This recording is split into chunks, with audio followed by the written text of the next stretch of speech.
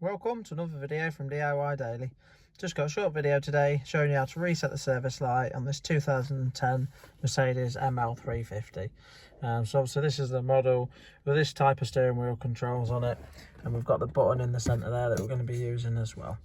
To start with, all you want to do is just turn the ignition to stage 1. So it's just the first click on the key there, so it doesn't put the main lights on there. Once on this stage, you're going to use the button on the left there to cycle through the menu, and you want to get to the screen with just the mileage on the display, so that one there. Once on this display, you're going to press this button there 3 times, and then your voltage will appear on the screen there. And once you've done that, you're going to press the down arrow here, and this now brings up a new service menu.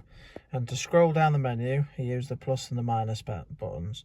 So scroll down with the minus button, and you want to select confirmation. And to select, press the button on the right here. And then you can see we've got a new menu there, and you want to select full service. Select that again with the button on the right here.